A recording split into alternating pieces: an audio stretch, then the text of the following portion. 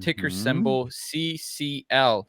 I'm assuming they're on the rebound because the COVID restrictions have been lifted.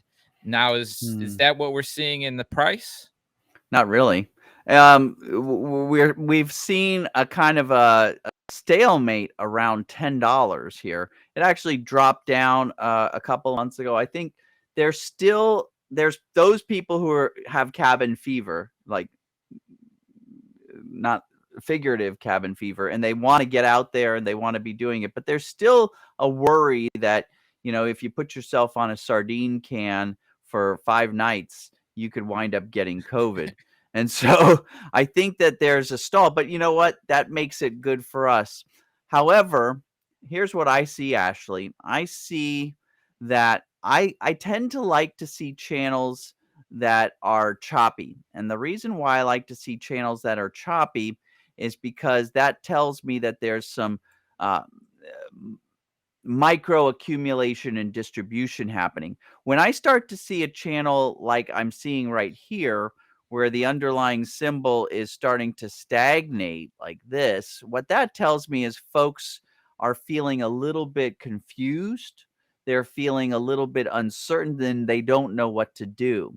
And I don't know if you ever, Ashley, have been in a situation where you didn't know what to do, but the longer that you stay in that state of confusion, the more anxious you might have gotten. And that's what happens to investors. They start to get, I kind of like to envision like a pressure cooker. Like the longer that you stay at this price without having any sort of like sideways choppy movement, the more the people are like, what should we do? And they're getting anxious. Should I buy? Should I sell?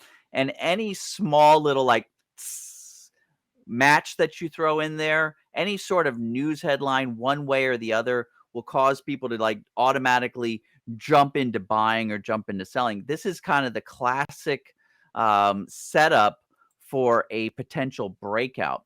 And so here are some ideas. One idea is when you see the classic breakout for the classic setup for a breakout, and you don't know which direction is it's going to go.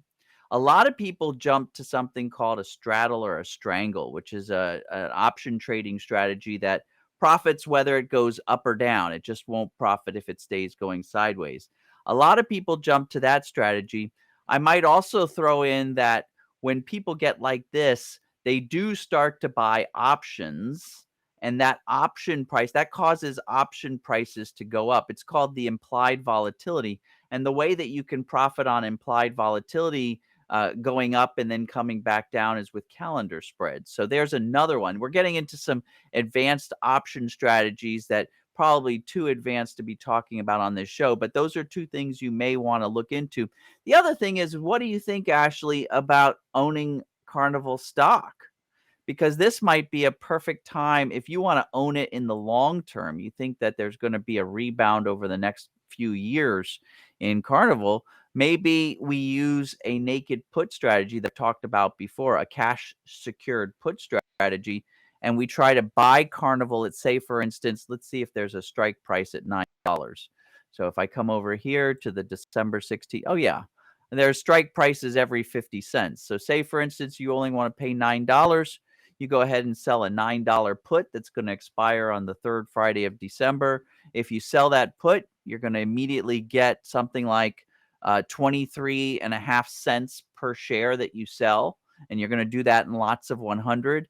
And so you're going to get $23.50 for every contract you sell. Make sure you have that money, that $9 a share, $900 per contract, just in case somebody wants to sell it to you. If they don't sell it to you, that's $23.50 per contract that you just pocket at the end of the month, and you do it again and again and again. But then when somebody does want to sell it to you at that price, you're ready to pay it. That means you lock in the price you're willing to pay. And if nobody's willing to sell it to you at that price, then you get paid a little bit of a bonus. I love that strategy.